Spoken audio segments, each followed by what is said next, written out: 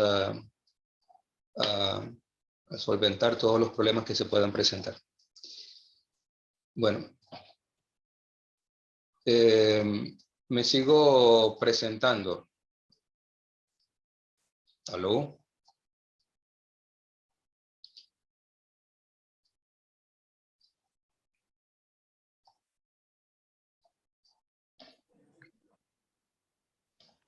¿Aló? ¿Aló, aló, aló? ¿Están ahí todavía? Aquí estamos, padre. Ok. Ok, se está grabando ahora. Muy bien. Yo soy doctor en teología, hice mi especialización en sacramentos, sacramentología, y el tema de mi tesis es sobre fe y sacramento, y de una forma tangencial toco el tema del matrimonio.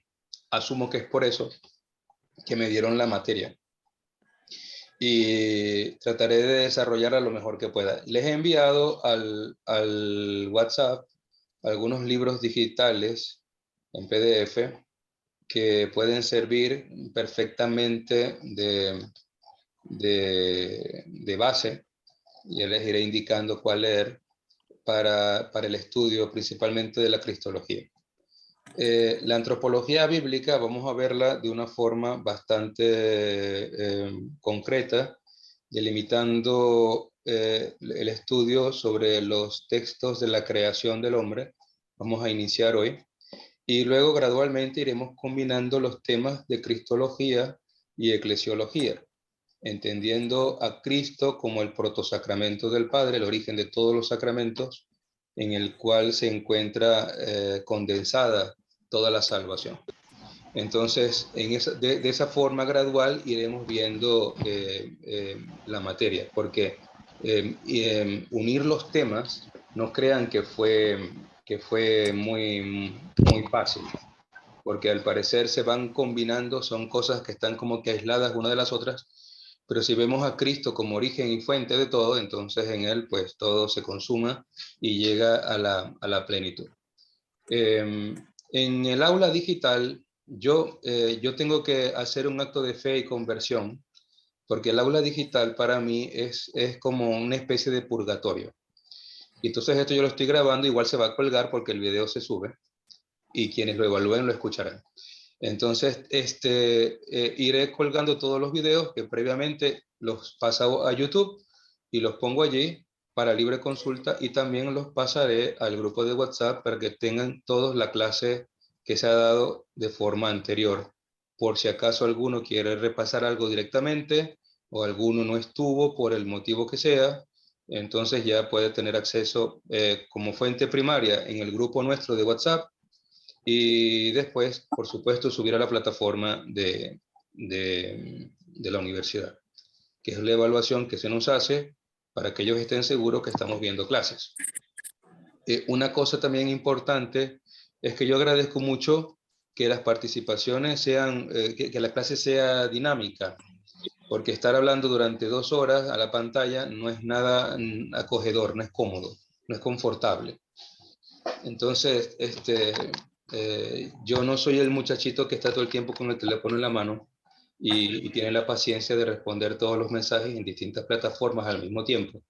Y por eso ver rostros que por lo menos se escandalicen por alguna barbaridad que diga, eso me anima a que lo cibernético es un poco humanizable. Entonces, para que sepan un poco cómo pienso. Soy de Maracaibo, nací en Maracaibo. Mis estudios todos fueron hechos fuera de Maracaibo. Yo estudié en República Dominicana, en Caracas y en Bogotá. En Maracaibo hice un posgrado en la Universidad Católica en Filosofía, Pensamiento Cristiano Medieval. Y ese es un poco mi recorrido. Y bueno, de presbítero, en el ministerio como presbítero tengo 14 años. Y estoy aquí a disposición. Eventualmente iré a Caracas y ojalá pueda encontrarles antes de que finalice el semestre. ¿Ok? Hoy vamos a hacer 2 cosas. Espero que tengan su Biblia a la mano y abriremos el libro del Génesis. En el aula digital está el programa. De eso yo pienso hablarles después, La próxima semana hablamos de la evaluación y del programa, y así si tengo que corregir algo lo corrijo, porque humanamente no he tenido mucho tiempo de repasar todo lo que ya se publicó desde el año pasado y hay algunas cosas que me gustaría cambiar. Pero básicamente va a ser eso.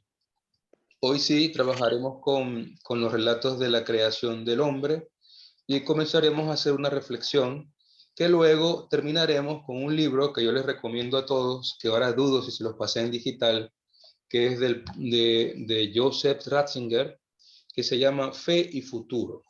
De cualquier forma, Fe y Futuro pueden descargarlo, si no lo pasé, pueden descargarlo libremente por Google, que lo tienen en PDF y está abierto para quien lo quiera usar. Es de Desclés de Brouard, la editorial. Y allí analizaremos una profecía o una pseudo profecía que se le atribuye al Papa Benedicto, a Ratzinger, a Joseph Ratzinger, en relación a la iglesia del futuro. Y ya iremos conectando la creación con la eclesiología y la visión actual de lo que nos toca enfrentar pastoralmente. Antes de entrar en ese tema, yo quisiera conocerles brevemente. Si pueden presentarse, más o menos para saber a qué se dedican, si hay alguno que yo sé que es presbítero, otros no sé qué serán, abogados, docentes, para saber a quién le estoy hablando. ¿Quién comienza? De derecha a izquierda, Víctor Durán, a mi derecha. Ok, buenas tardes, padre. ¿Es padre José, padre o José? Yo me llamo José Guillermo. Mis amigos me llaman Memo. En Venezuela me dicen Padre José, aquí me dicen Pastor Guillermo. Así que como mejor te salga. Ok, ¿de padre José o José cuando me ponga irreverente? Soy Víctor Durán, abogado. Estoy cursando, bueno, como muchos aquí, la especialización, el PREA en Derecho Canónico. Y me interesa la materia, me interesa además cómo estamos empezando por el Génesis. Bueno, que es como se debería empezar, ¿no? Y bueno, soy abogado, lo dije, y me dedico al litigio y doy clase en la Universidad Central y en la Católica algunos semestres. Muy bien.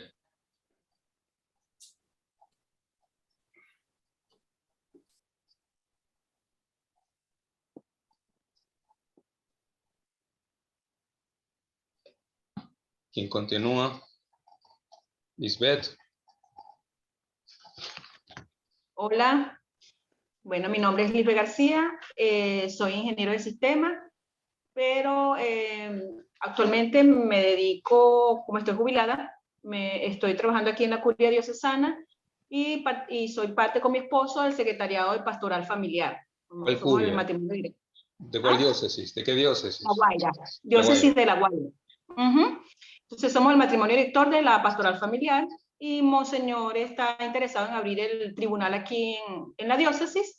Y bueno, nos pidió que nos formáramos a mí y a mi compañera Marinelli, que ya se va a presentar. Muy bien. Fidel. Mi nombre es José Fidel Torres, soy sacerdote jesuita, vivo en Caracas, en el Templo de San Francisco, en el Centro Histórico de Caracas.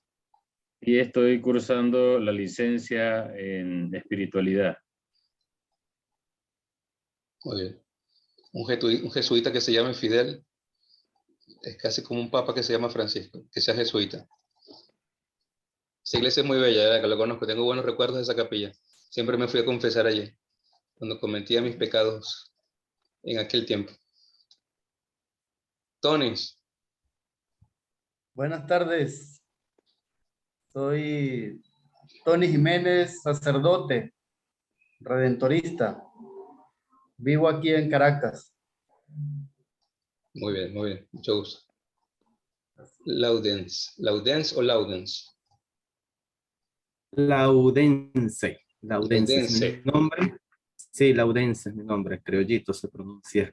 Bien, soy sacerdote religioso de Don Orione. Estoy trabajando aquí en La Guaira, vicario parroquial de una parroquia en Caraballera, cerca de La Guaira, en la diócesis de La Guaira. Muy bien, mucho gusto, padre. Gracias, igual. Marileni.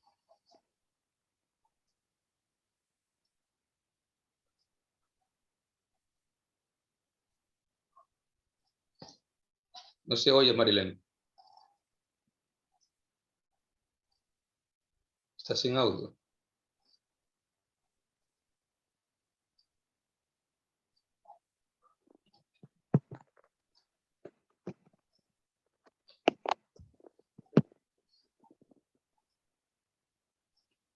Bueno, mientras arregla el problema del audio, Carlota, ¿tú puedes hablar?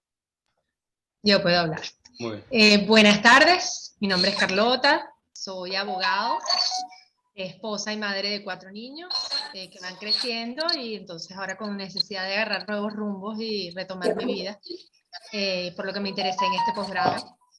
Y bueno, vamos a ver, mi formación ha sido un mix de jesuitas con Opus Dei y ahora miembro de la sección de señoras del Regnum Christi. Maravillada con este grupo, creo que voy a aprender muchísimo, rodeada de tantos sacerdotes. Bueno, no te escandalices si decimos alguna cosa que no se encofre dentro de la sana doctrina que manejan esas instituciones a las cuales tú has pertenecido o perteneces. Porque cuando hacemos reflexión teológica, hay cosas que no se dicen a vox populi, y hay que entenderlas desde el punto de vista de la reflexión. Te lo advierto desde ahora, porque sobre todo cuando comencemos a estudiar los documentos del Papa Francisco, allí vamos a encontrar unos cuantos puntos bastante interesantes a la hora de reflexionar y de poder aplicarlos pastoralmente. ¿Okay? Muy bien, muy bien. Muy bien. Ahora sí, Marileni. Hola, buenas tardes. ¿Ahora sí me escuchan? Ahora sí, perfectamente. Ah, qué bueno. Bueno, muchísimas gracias. Hoy, bueno, me presento ante ustedes como docente jubilada. Actualmente estoy al servicio del Secretariado Diocesano de la Pastoral Educativa en la Diócesis de La Guaira. Y al igual que la compañera Lisbeth, que también pertenece a este grupo, nos estamos formando en este ámbito tan importante. Muchas gracias. Muy bien, muy bien. María Laura. Hola, buenas tardes. ¿Me escucha? Sí, perfectamente. Buenas tardes, María Laura. Chévere, bueno, mi nombre es María Laura Piña, pertenezco a la Arquidiócesis de Barquisimeto y actualmente soy la coordinadora de la Pastoral Juvenil y bueno, también soy abogado. Eso. Muy bien, bienvenida. Tenemos luego a José Moura.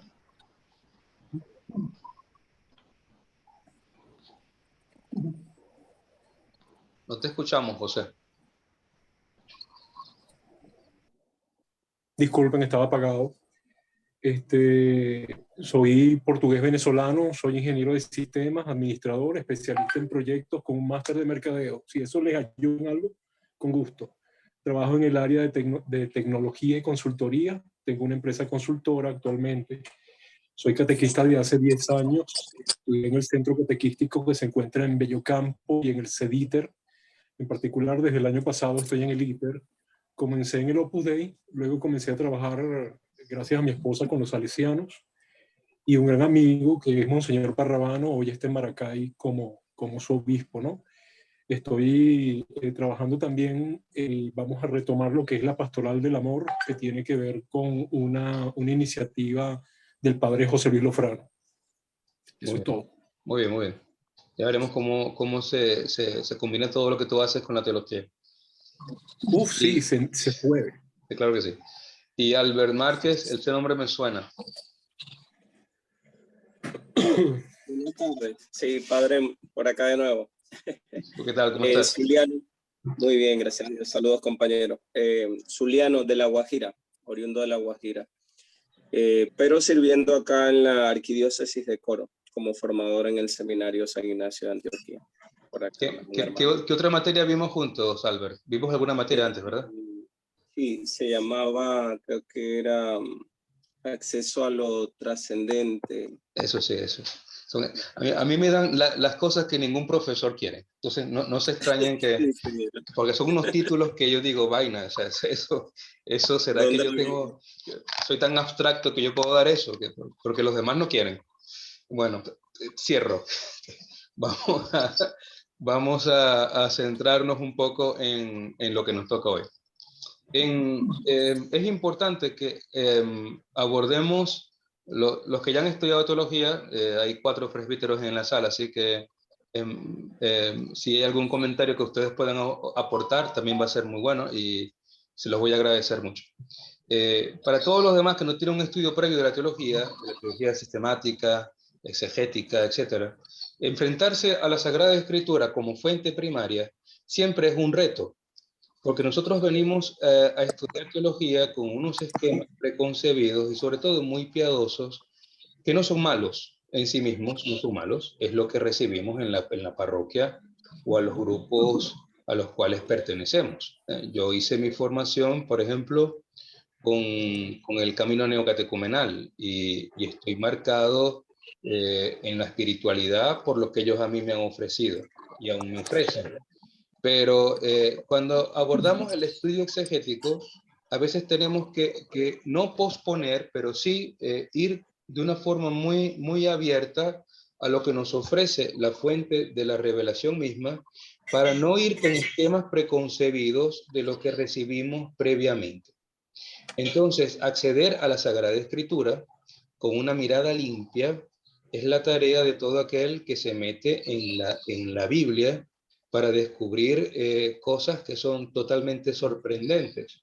Y la Sagrada Escritura tiene la fuerza en sí misma de ayudarnos a poder leerla y releerla y siempre encontrar un mensaje nuevo, un mensaje renovador, un mensaje que no se repite, sino que siempre está en constante actualización y que nos ayuda a poder entender el misterio de Dios que se concretiza amando al hombre. Es un misterio de amor, un misterio creador, una sabiduría creadora, una sabiduría que busca a todas poder trascenderse, salir de sí misma y comunicarse. Lo que se hablaba de la autocomunicación, este lenguaje un poco de Runner, que quiere Dios, es el que tiene la iniciativa y es que busca y propicia el encuentro y crea espacios para estos encuentros. Y uno de los primeros espacios que crea es el mundo, para que el hombre pueda ser feliz, para que el hombre pueda experimentar este amor. Si nosotros nos metemos en el mundo de la antropología, nos daremos cuenta que hay conceptos que están basados más tanto en la sociología que en la parte teológica, pero que tendríamos que completar. La antropología se dice que es la ciencia que estudia los aspectos físicos y las manifestaciones sociales y culturales de las comunidades humanas, o también el conjunto de rasgos que pueden caracterizar a una comunidad concreta. Y esto enfocado desde un punto de vista de la lógica, de la ciencia. Pero cuando hablamos de antropología teológica, estamos diciendo que el punto de evaluación de estas realidades humanas, de estas realidades que son propias de los hombres, parte de la perspectiva divina. Es Dios el que es el origen fontal del hombre y por puro amor le crea, por puro amor le hace un espacio, le hace un ambiente. O como dice el Papa Francisco en los últimos documentos de su magisterio, hablando de la ecología, si mal no recuerdo si en Fratelli Tutti, hablando de la ecología, dice que la obra ecológica más grande, la obra entendiendo la ecología como creación, más grande es la creación del propio hombre. Porque es allí donde Dios ha hecho, se ha gozado, ha hecho algo que es a su imagen como semejanza. Y nada, absolutamente nada en la creación tiene este adjetivo calificativo. El hombre sí, el hombre en cuanto a especie ha sido hecho a imagen y semejanza de Dios. Y esto tenemos que entenderlo en el sentido más puro que tiene esta expresión, que cada vez que reflexionamos sobre ella es algo que nos llena de asombro. Entonces, para poder entender esto, tenemos que sumergirnos un poco, quizás haciendo uso del método derásico. Aunque esto no es clase de Biblia, el método derásico, que es un método propiamente de la hermenéutica hebrea, dice que la escritura se responde a sí misma, básicamente. Entonces, la propia escritura, que ha sido escrita con una mentalidad que no es la nuestra, o sea, yo pienso como maracucho, usted como guaro, usted como caraqueño, y así, y lo de la Guaira igual. O sea, cada quien piensa según los esquemas que tiene a su alcance, desde las propias, de los propios esquemas culturales. Y esto no es malo, esto es bueno, es enriquecedor más bien, porque aquí todos podemos dar algo de lo nuestro y hacer un constructo totalmente nuevo. Pero cuando nosotros estamos enfocándonos en la Sagrada Escritura, tenemos que pensar que la mentalidad que gesta el texto no es la nuestra, y que esta mentalidad lo que busca es dar respuesta a las interrogantes más importantes que el hombre tiene. ¿Quién soy? ¿Para qué vivo? ¿Por qué existo? ¿Cuál es mi origen? ¿Quién me ha creado? ¿Por qué muero? ¿Qué pasa antes o qué ha pasado antes de mi nacimiento y qué va a pasar después de mi muerte? Son las preguntas que hablan de la trascendencia propia del hombre. ¿Y qué es el hombre? ¿Qué es el hombre para que te acuerdes de él? Es el ser humano para darle poder. Lo hiciste poco inferior a los ángeles, lo coronaste de gloria y dignidad, ¿eh? Lo que dice el Salmo 8. Bueno, entonces este hombre viene hoy hasta nosotros a buscarnos para que entendamos qué es.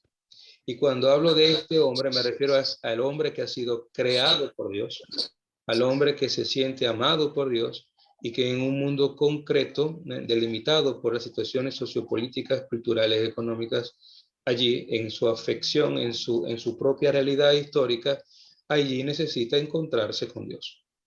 Y esto no es nada fácil. O sea, hacer de nuestra propia historia una historia de salvación o releerla en clave de historia de salvación es algo que a veces cuesta mucho, porque nos encontramos con nuestros propios miedos, nuestros propios fantasmas, el pasado que no ha sido iluminado o redimido, etc. Y nos encontramos en situaciones a veces ante las cuales no podemos pasar. Esto nos pasa a nosotros como presbíteros, en lo humano, en el plano humano, y les pasa también a ustedes, nos pasa a todos. Es la realidad, es la vida, así somos. Somos seres muy complejos, muy complicados, y necesitamos la ayuda de la gracia para poder entender lo que Dios quiere de cada uno de nosotros. Esto que hoy nosotros nos planteamos, también se lo planteaban los hombres del pasado. Cuando gestan los textos del Génesis, no estaban pensando en un tratado científico como el que podemos conocer nosotros hoy.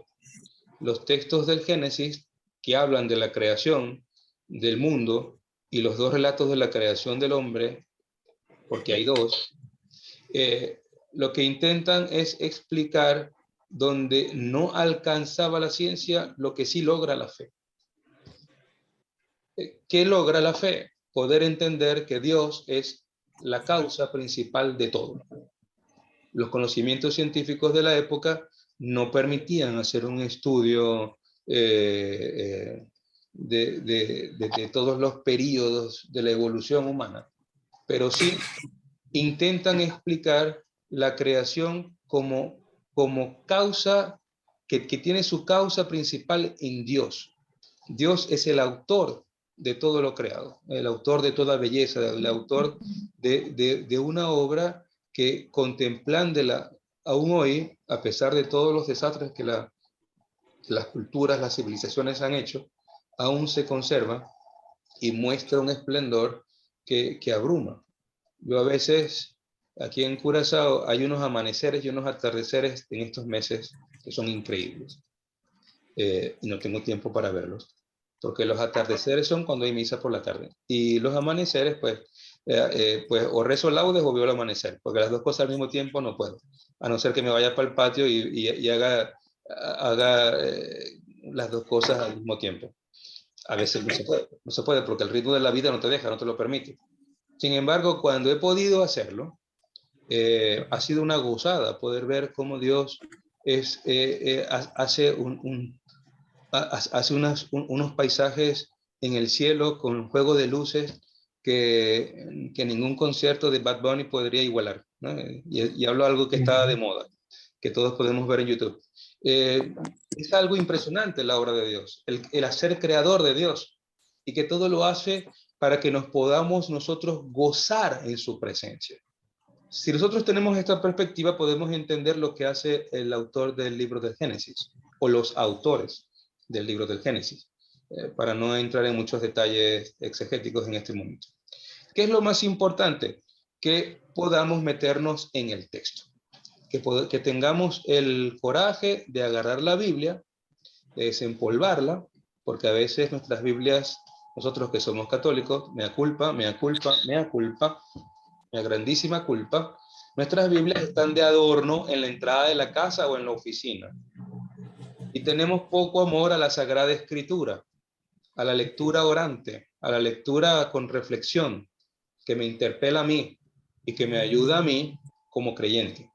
Entonces, tenemos que romper un poco esa barrera de acercarnos a la Escritura para poder entenderla. La tentación es de estudiar Biblia para ser expertos en la materia y darle clases a los demás.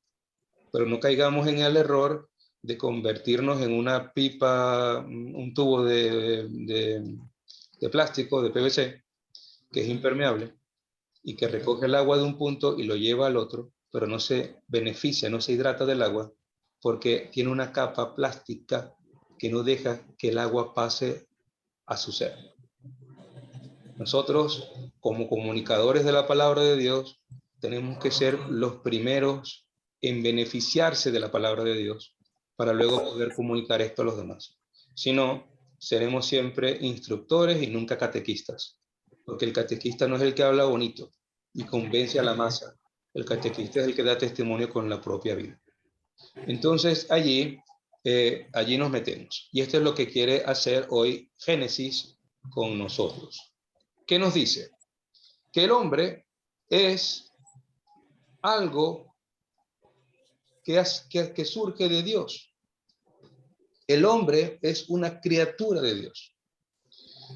Hay dos documentos que se encuentran en el libro del Génesis. Voy a hacer el cuento un poco corto para no alargarlo mucho en ese sentido. Uno de los documentos es el Yavista, que se encuentra en el capítulo 2, y otro el Sacerdotal, que se encuentra en el capítulo 1. Y hago uso de los documentos, aunque para muchos exégetas esto es algo que ya está completamente superado, y vamos a hablar de eso, porque si nosotros tomamos a otros autores, nos vamos a dar cuenta que ya la teoría de las fuentes ha sido superada en algunos aspectos. Quienes hayamos estudiado teología hasta el año 2000 y algo, 2004, 2005, estudiamos la teoría de las fuentes bíblicas, sacerdotal, yavista, deuteronomista y eloísta. ¿Cierto, padres? ¿Ustedes son de ese grupo o son posteriores a eso? Ok, son de ese grupo, ok. Estudiamos todos por ahí. Actualmente la teología va en otra dirección, hablando de que hay ya fuentes que han sido demostradas su origen y que no son tan antiguas como la yavista, por ejemplo, y que probablemente ni siquiera existió, sino que fue algo que ni siquiera se lograba clasificar y se le dio el título de yavista porque aparecía el nombre de Yahvé, como un documento tardío, etc. Entonces, eso se lo explicaré un poco después. Pero ahora lo importante es que nos enfrentemos con lo que hay, porque también es importante conocer un poco eso, aunque luego los estudios más recientes comiencen a ir descartando que ya este tipo de planteamiento teológico en cuanto a exégesis documentaria ha sido superado. Nos encontramos entonces con la teoría de esta yavista y la sacerdotal, que contienen las dos relatos de la creación del hombre en los que se afirma esta idea. Dios es el creador del hombre. Pero antes de abordarlos, convendría precisar qué entiende la tradición bíblica por hombre, cómo lo concibe y en qué términos expresa la realidad humana. Y a pesar de que el Antiguo Testamento es algo así como una cesta, si ustedes ven el entramado de una cesta, todas las fibras están entrelazadas, y si una se mueve, se pierde el diseño, la estructura de la cesta. Asimismo es el libro del Génesis, una combinación o sobreposición de relatos que los autores sagrados no desecharon, sino que decidieron combinar. Y decidieron combinar con un objetivo. O sea, todo lo que ha sido inspirado por Dios, de alguna forma, es válido. Por eso no nos extrañemos que haya dos relatos de la creación. Entonces, podríamos comenzar en el capítulo 1 del Génesis, versículo 26 en adelante. ¿Quién puede leerlo? Yo puedo leer. Y dijo Dios, hagamos al hombre a nuestra imagen, conforme a nuestra semejanza, y señoree en los peces del mar, en las aves de los cielos, y en las bestias, y en toda la tierra, y en todo animal que anda arrastrado sobre la tierra. ¿Continúa? Sí, sí. Y crió Dios al hombre a su imagen. A imagen de Dios lo crió, varón y hembra los crió. Y los bendijo Dios, y díjole Dios, fructificad y multiplicad, y henchid la tierra, y soyuzgadla, y señoread en los peces del mar, y en las aves de los cielos, y en todas las bestias que se mueven sobre la tierra. Y dijo Dios, he aquí que os he dado toda hierba que da simiente, que está sobre la haz de toda la tierra, y todo árbol, y el que hay fruto de árbol que da simiente, ceros y para comer, y a toda bestia de la tierra, y a todas las aves de los cielos, y a todo lo que se mueve sobre la tierra, en que hay vida, toda hierba verde les será para comer, y fue así. Y vio Dios todo lo que había hecho, y aquí que era bueno en gran manera. Y fue la tarde y la mañana el día sexto. Luego el capítulo 2 comienza allí mismo, que es la conclusión, que es un trozo que hace de transición a la siguiente parte del relato, que habla de la conclusión de la creación y el descanso, que es una pieza clave fundamental para la comprensión de los textos del Antiguo Testamento, el sábado, el descanso, que está atado al día séptimo. Y descansó, y pues bendijo Dios el día séptimo y lo santificó, porque en él puso fin Dios a toda la obra creadora que había hecho. Y dice, estos fueron los orígenes del cielo y la tierra cuando fueron creados. Inmediatamente comienza el otro relato. Aquí hay una conclusión ya de la creación. Ahora, vayamos al capítulo 2 y en el versículo 4b comienza ya el segundo relato. ¿Quién lo lee? El día en que Yahvé, aquí no empezó. Okay. El día en que Yahvé, Dios, hizo la tierra y los cielos, no había sobre la tierra arbusto ni ninguna planta silvestre había brotado, pues Yahvé Dios no había hecho llover todavía sobre ella, ni había hombre que cultivara el suelo.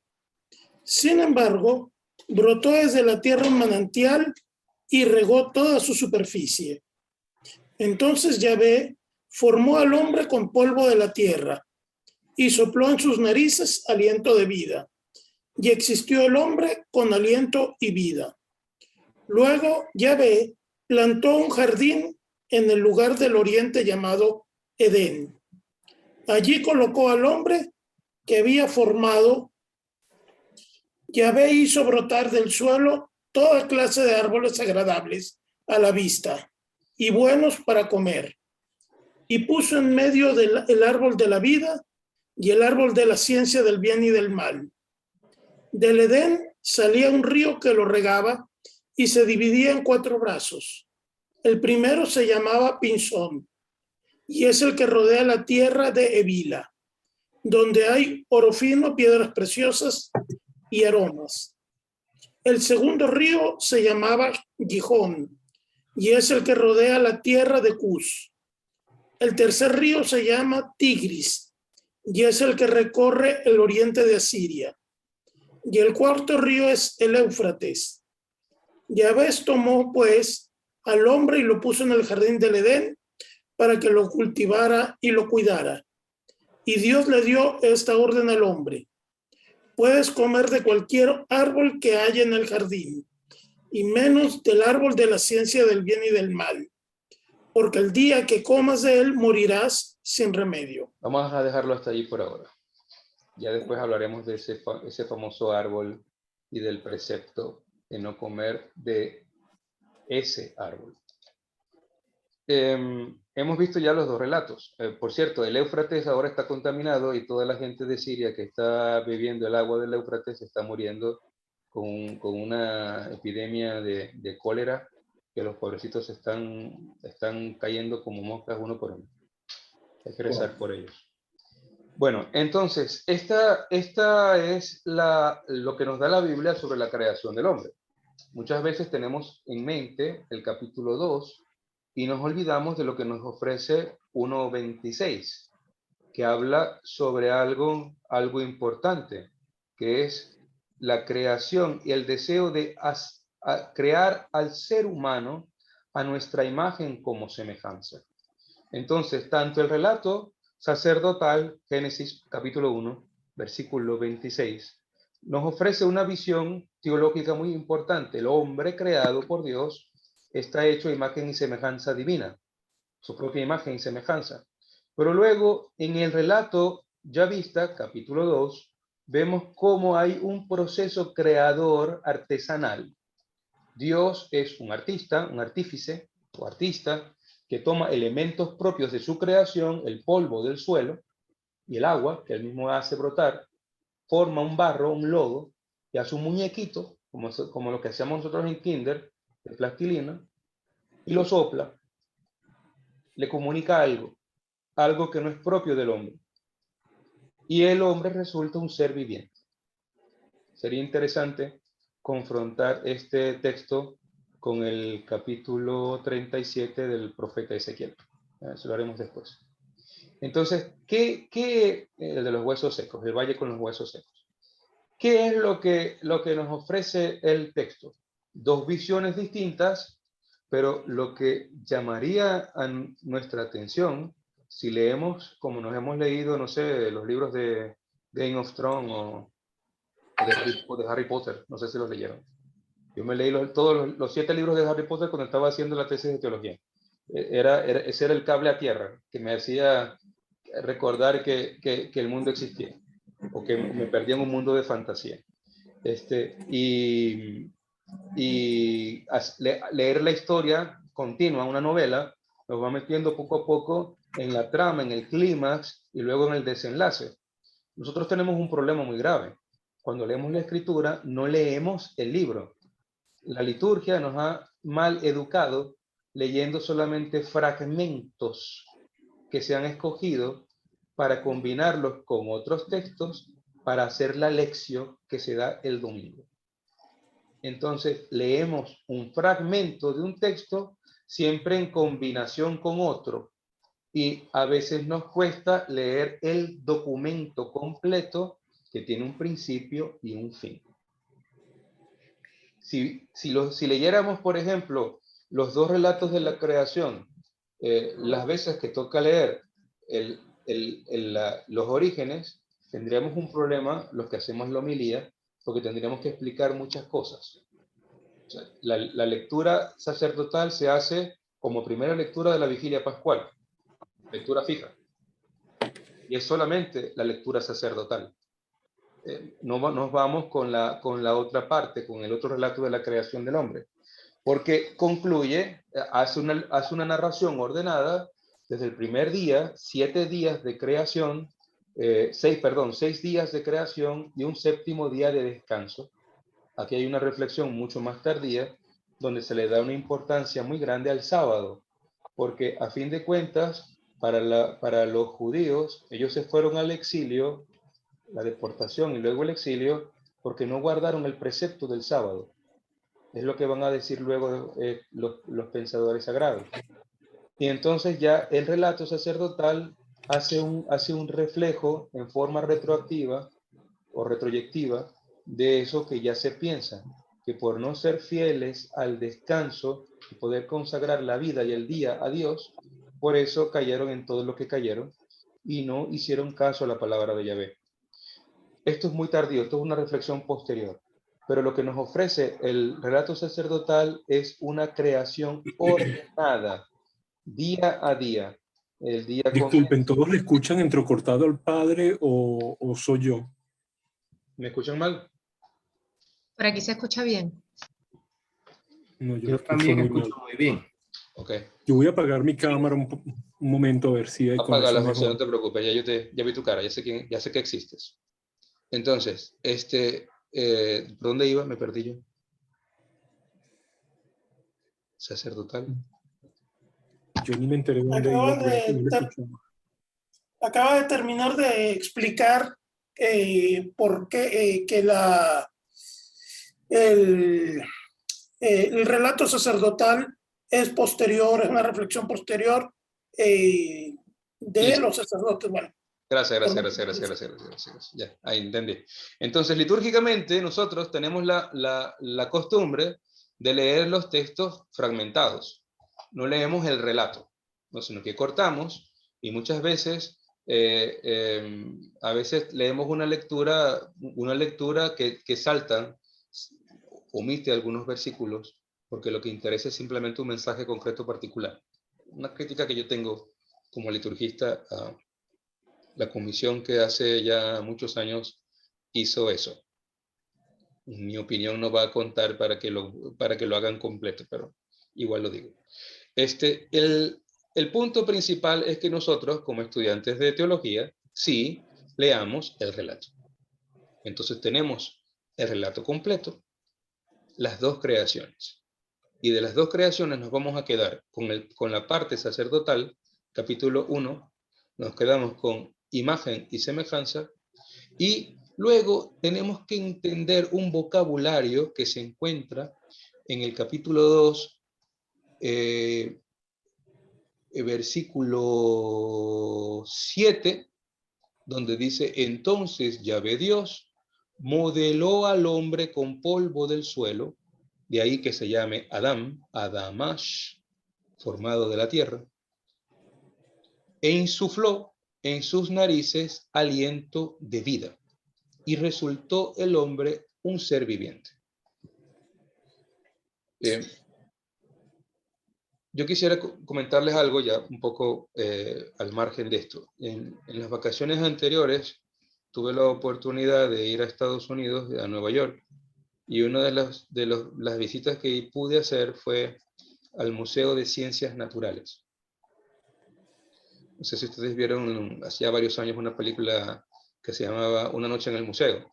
Así la titularon en el español. Y entonces yo quería conocer el museo, para ver realmente los fósiles y los dinosaurios, y realmente es una cosa impresionante. Al entrar a la primera sala, el lobby del museo, es impresionante. Pero luego yo me dirigí directamente a la parte donde se encuentran los fósiles neandertales, el hombre de Pekín, todas las cosas que se ven en los libros de historia cuando uno estudia la parte evolutiva, la evolución, se encuentra allí. Y yo le decía a quienes me acompañaban a ver el museo, les decía, si yo viviese en Nueva York, fuese presbítero en Nueva York, la primera clase de catecismo la hiciera aquí.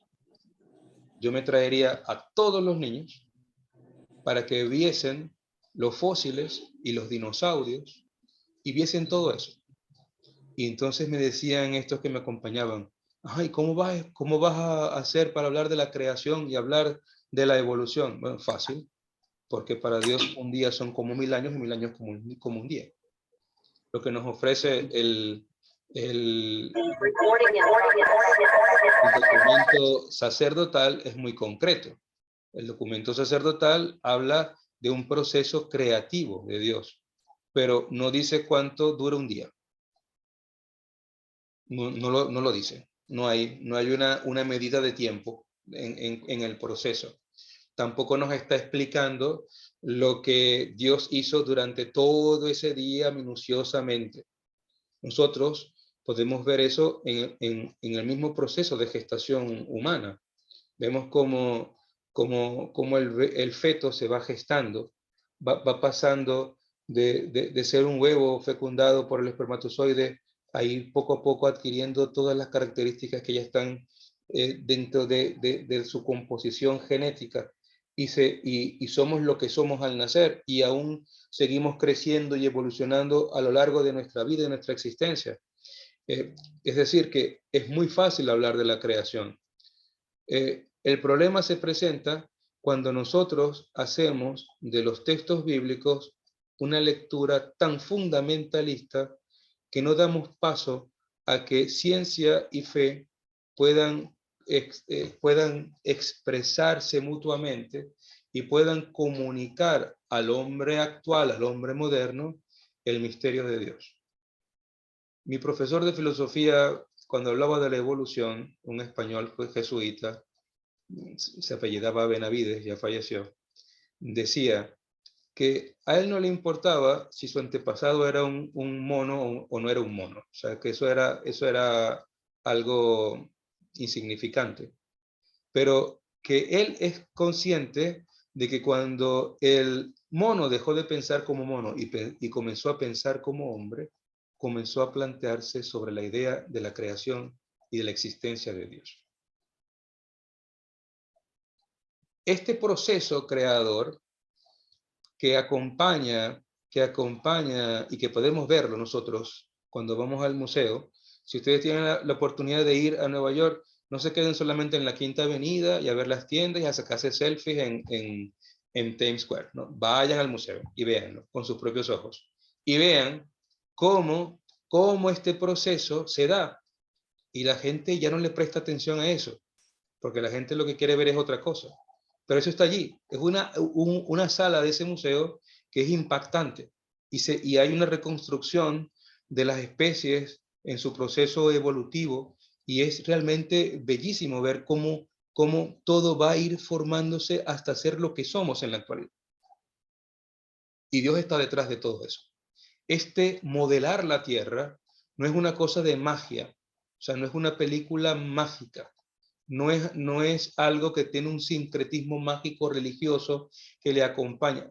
Quizás para nosotros eso sea más fácil, pero ver a Dios, que es un artífice, un trabajador, que va perfeccionando su obra gradualmente, progresivamente, es algo que quizás tenga mucho más impacto en los jóvenes actuales que otro tipo de discurso.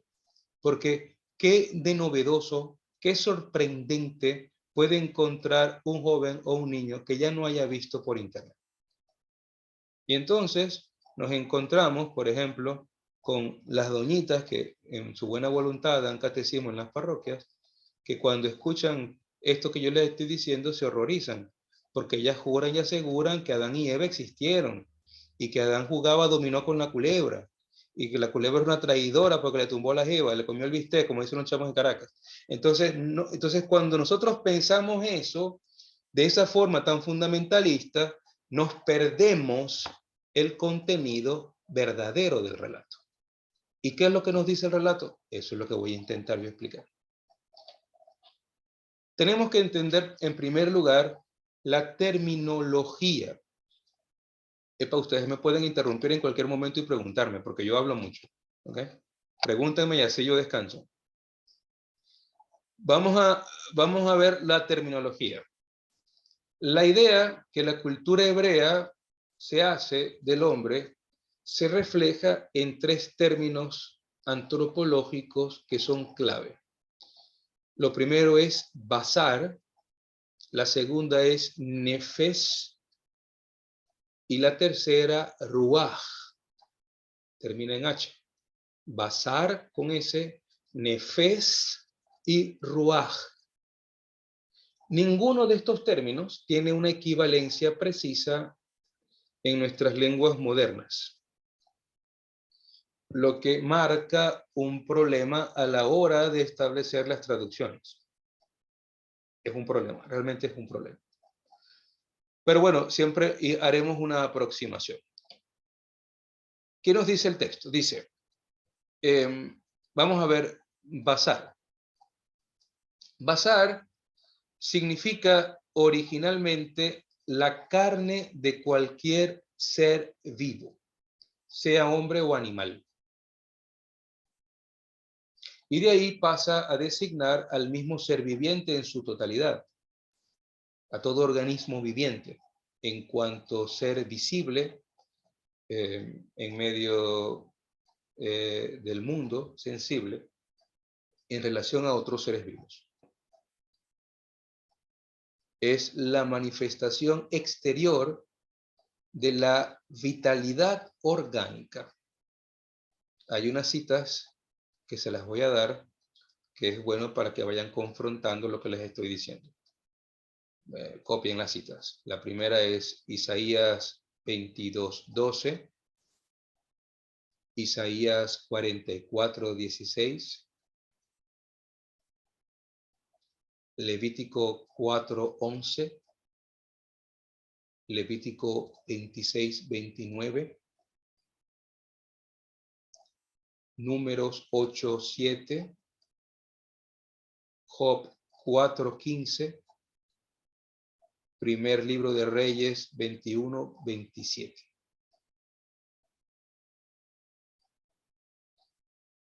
Basar se emplea como designación del hombre total.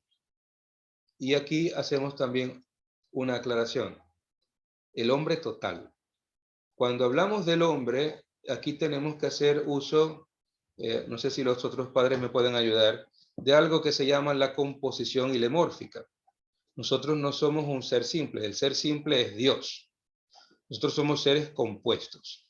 Y los judíos piensan igual. Estamos formados por alma y por la carne. Somos un ser compuesto. Vamos a ver que es un poco más complejo en el pensamiento hebreo, pero básicamente es esto. Somos seres compuestos, no somos simples, tenemos una composición. Es como ver una media que se voltea y tiene un reverso y un anverso. Una textura que es la que se ve, digamos, al público, y otra que hace la parte inferior un poco más confortable, o tanto de las costuras, etc. Pero es una sola realidad, un solo ser. No hay división. Somos seres compuestos, pero tampoco es que el alma me camina al lado del cuerpo, en una especie de nube de internet, ¿no? Entonces el alma está... Entonces cuando pierdo la señal con la nube, entonces yo me quedo sin alma. No, no es eso. Hay una realidad orgánica integral. El hombre es un ser viviente único. Hay una unidad en esta constitución. Esto es bueno que lo tengamos de fondo, porque la Sagrada Escritura habla de esta unidad en el hombre. Es creado por Dios, tiene cuerpo, tiene su ser, la carne, en cuanto a realidad orgánica, pero que ha sido dotada de un alma para poder expresar algo que no tienen los otros elementos que también han sido creados por Dios y que forman parte de toda la creación. No quiero meterme en problemas metafísicos, ni hablar mal de la teología aristotélico-tomista, pero por ahí se va la cosa, ¿no? Entonces allí el tema es bastante complicado y es un poco pesado para esta hora de la tarde. Pero quien tenga interés en profundizar en el tema puede buscar los libros de Historia de la Filosofía de Fraile en la biblioteca del ITER, el tomo 2 y el tomo 2 de Fraile te desglosa el tema de la metafísica medieval, y cuando toca el tema del aristotélico-tomismo, ahí se mete y se ahogan, y si saben nadar se salvan. Pero porque la cosa es bastante complicada. Pero es interesante saberlo porque este punto nos ayuda mucho. Entonces tenemos que el hombre es un ser íntegro, dotado, formado por alma y cuerpo, y la Sagrada Escritura no niega esta realidad. Es un binomio carne-hombre. Hombres y animales están enraizados en un mismo ámbito ontológico que los junta, los hace vecinos, copartícipes de la misma creación, pero solo al hombre se le da el mandato, la tarea de poder ser el administrador de toda la creación.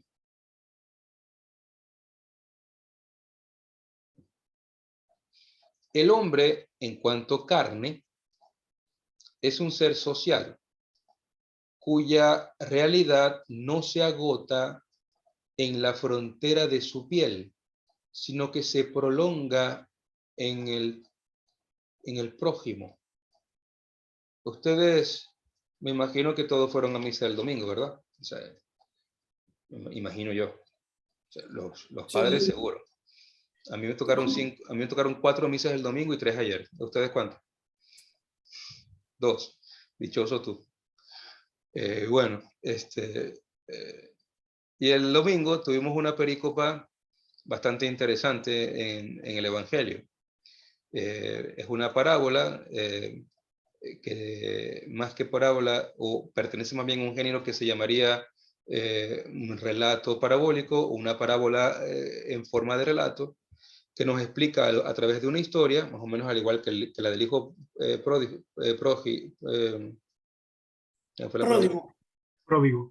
Pródigo. Se me fue la palabra en español.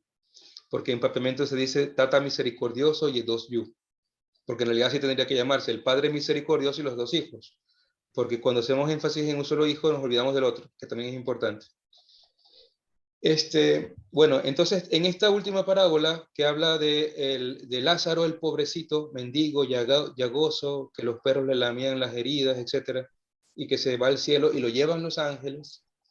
Luego encontramos al rico, que la tradición lo ha llamado Epulón, y yo todavía no he logrado descubrir desde cuándo Epulón salió a la luz pública, porque la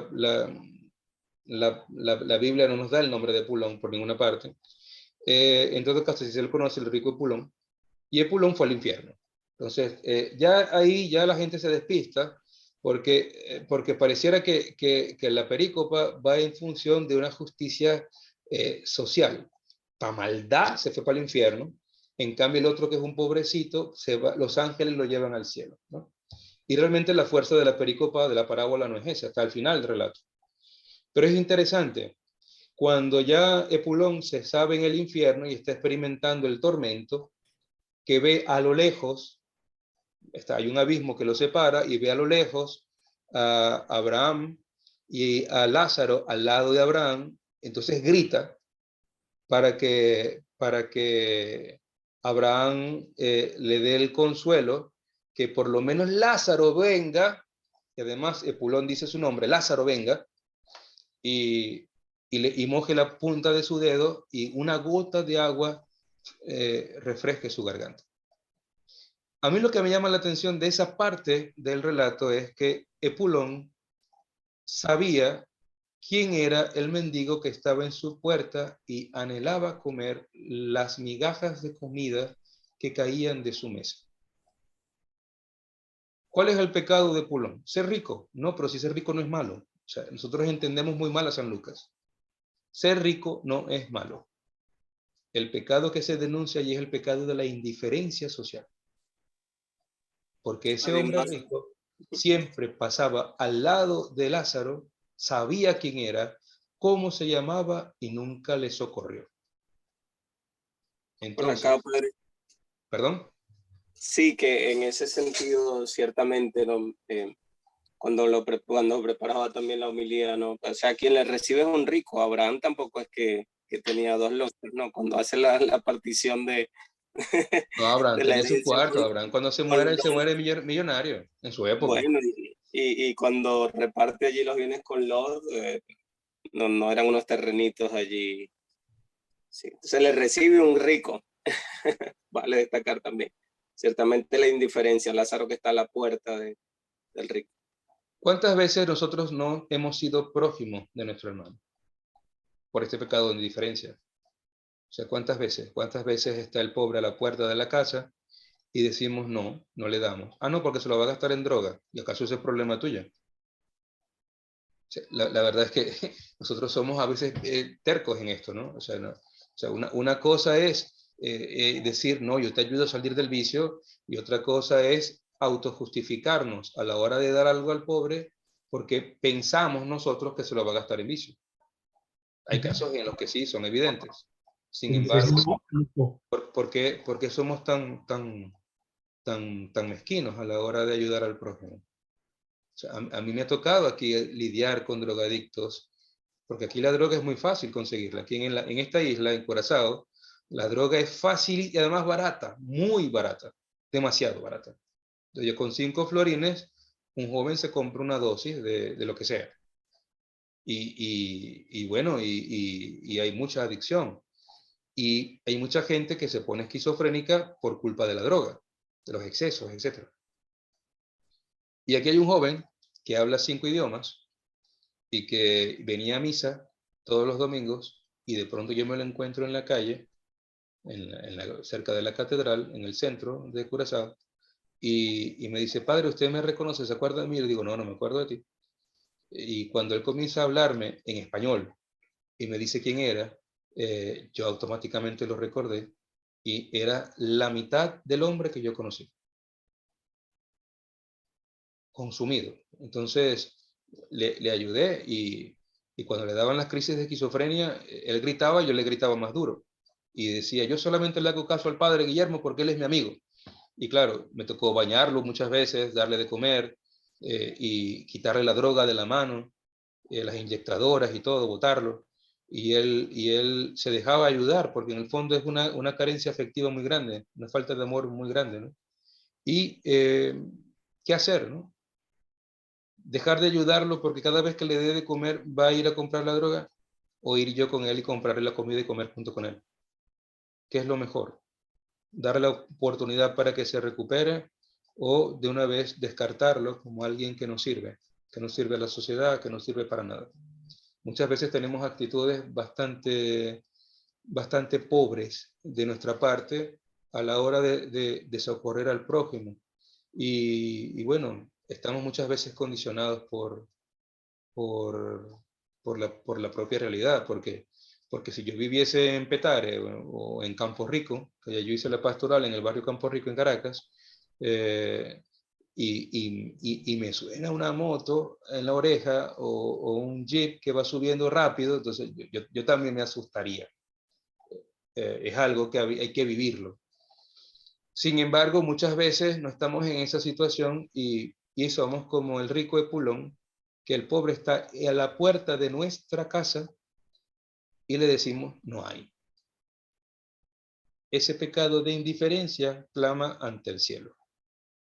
Y la creación nos habla de ser prójimos, de ser próximos a aquel que necesita de nosotros, que no tiene que ser el delincuente o el criminal solamente, sino de toda aquella persona que también necesite de una palabra de aliento y de ánimo.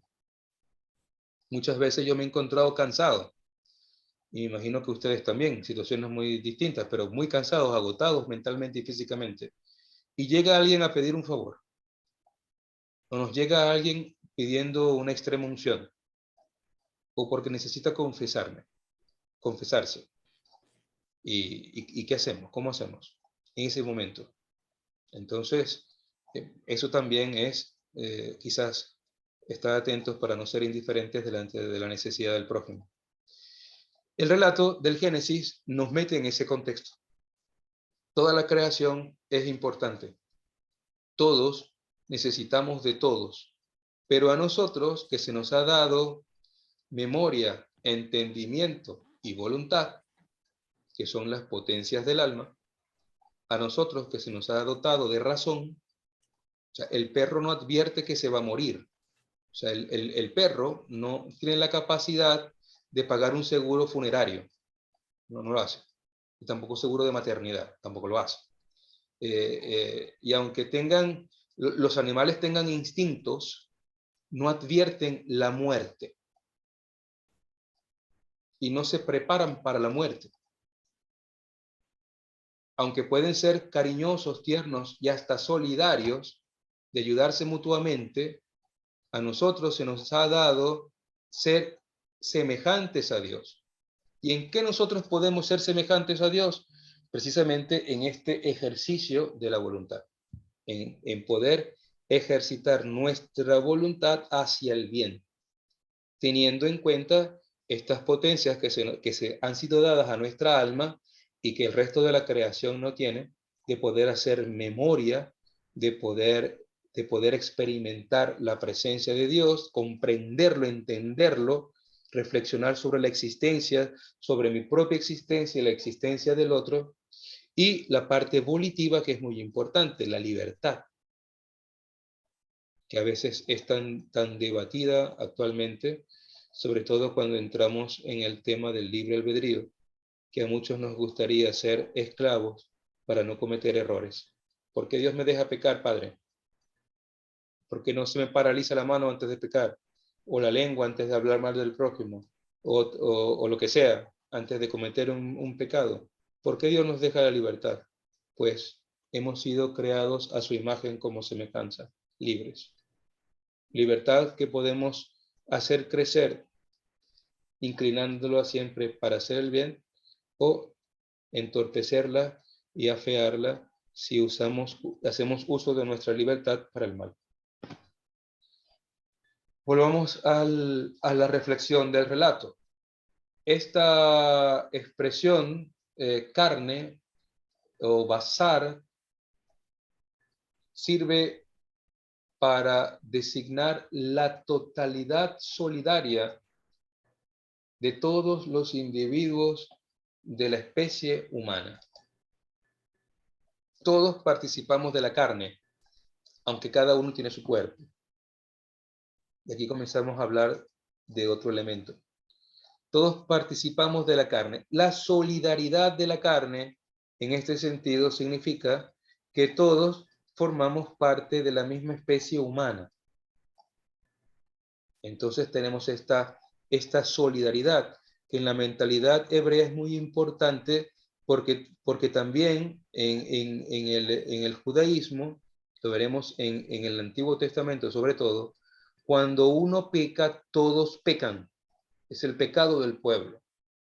Cuando uno es feliz, todos son felices. Es la alegría del pueblo. Entonces, esta solidaridad, esta participación en la carne, también queda expresada por este término basar.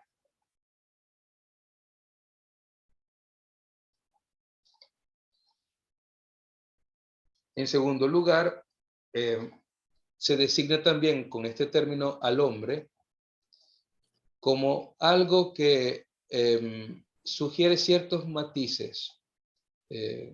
Uno de ellos es la debilidad.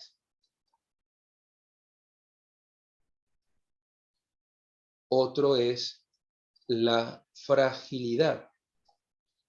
Y otro que no nos gusta mucho es que tenemos caducidad.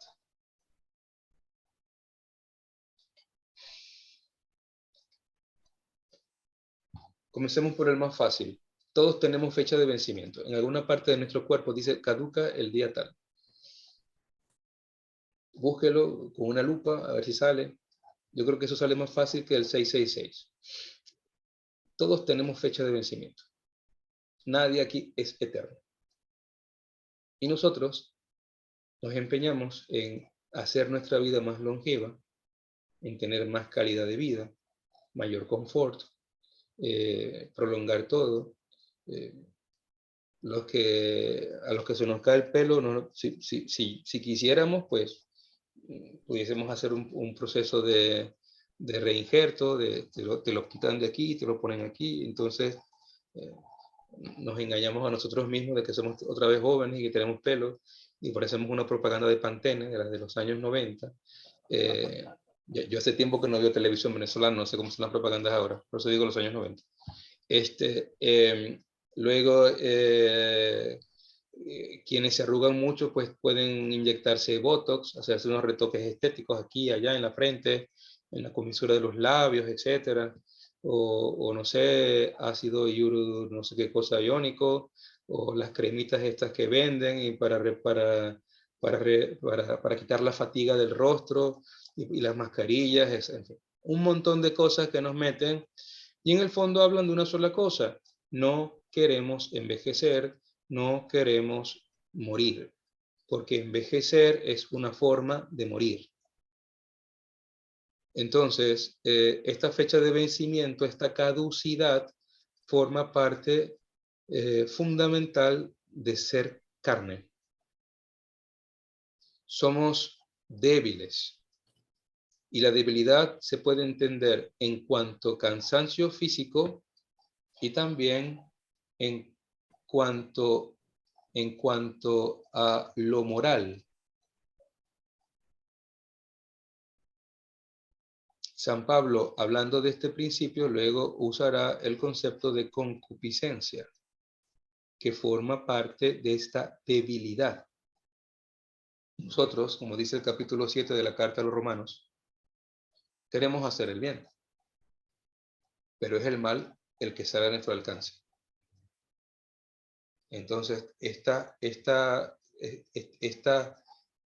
dicotomía que se da en nosotros, esta división de querer ser buenos, pero encontrarnos con nuestra propia debilidad o con nuestra propia fragilidad, que es el tercer elemento.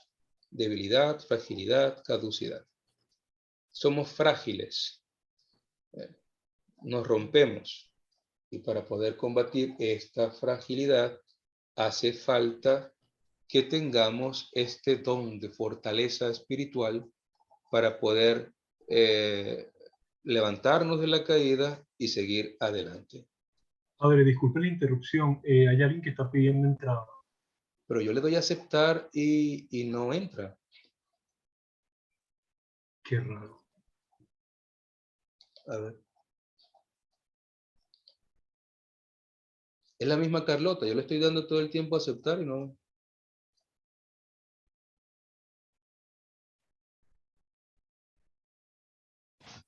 Ahora sí. Ok.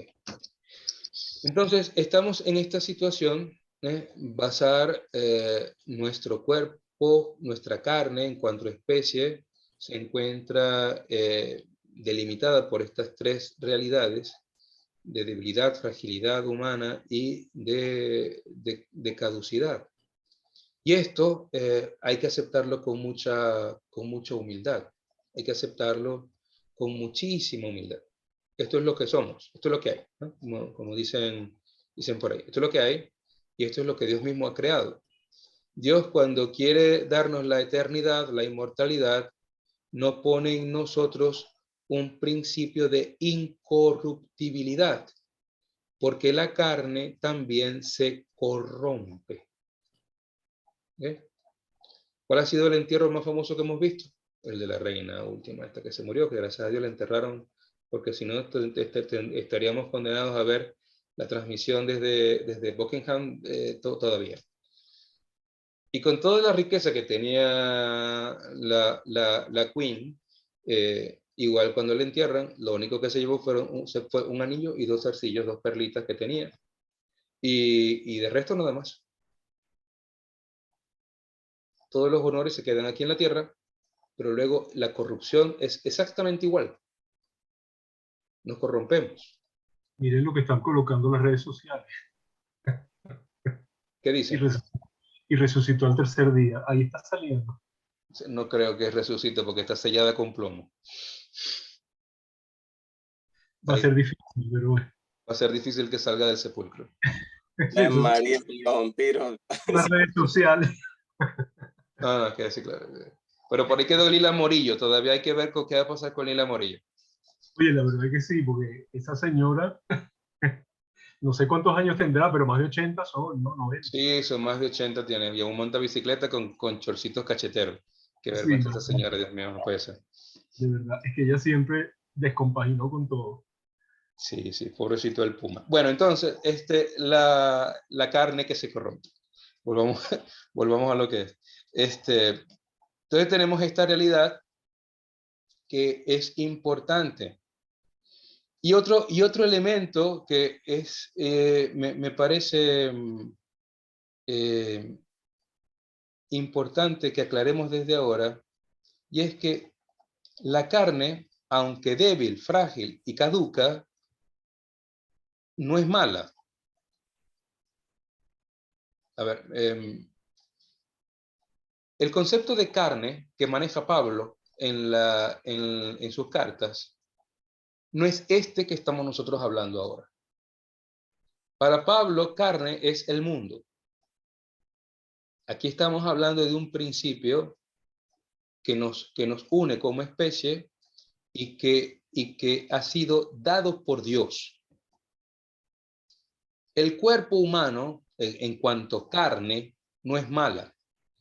Las corrientes espiritualistas de tipo dualista que separan el alma buena, pobrecita, encarcelada en este cuerpo miserable que es una cárcel, todo esto lo que hace es despreciar la carne y se corre el riesgo de, uno, o yo me inclino solamente a la salvación de mi alma descuidando la carne, que el mismo Pablo dice templo del Espíritu Santo, o yo digo, bueno, como lo que se va a salvar es el alma, yo hago con mi cuerpo lo que a mí me dé la gana, porque igual el cuerpo se va a corromper y no se va a salvar. Las corrientes dualistas se movían en ese péndulo extremo, extremistas, o la salvación del alma, despreciando al cuerpo y haciendo del cuerpo algo que está allí y no nos queda más remedio que soportarlo, y la otra tendencia de hacer solamente una salvación a través de la razón de lo intelectual y dando todo tipo de rienda suelta a los placeres de la carne, porque a fin de cuentas la carne no se va a salvar. Para nosotros no es así, porque la carne es buena, tu cuerpo es bueno, es un don de Dios. Es vehículo para expresar comunión y amor. Y cuando hablemos del matrimonio vamos a hablar muy, muy fuertemente de esto. Y perdónenme que sea tan insistente. Muy, muy fuerte. ¿Por qué?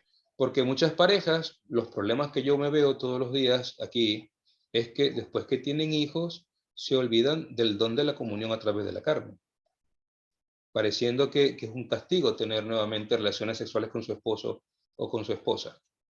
Entonces, se niegan el débito conyugal y esto es caldo de cultivo para que se den todo tipo de infidelidades y situaciones que son contrarias a lo que pide la realidad del matrimonio cristiano, que es la comunión conyugal, que no se agota en la relación sexual, pero sí tiene su plenitud en ella.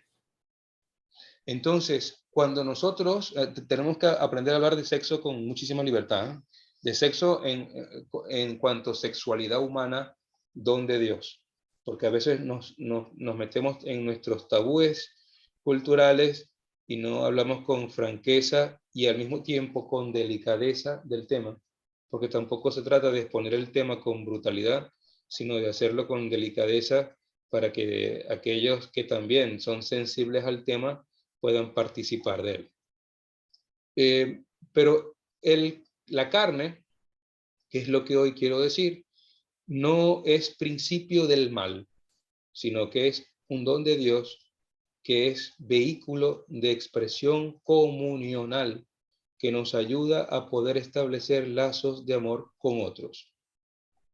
No se agota en el matrimonio. La carne sirve para que el padre le pueda dar una caricia a su hijo. La carne, la expresión, el cuerpo como don de comunión sirve para que estemos en comunicación con otros. Lo más fuerte de vivir la pandemia ha sido que hemos estado aislados en una situación de lejanía, de no poder comunicarnos o acercarnos a las personas que amamos, que queremos.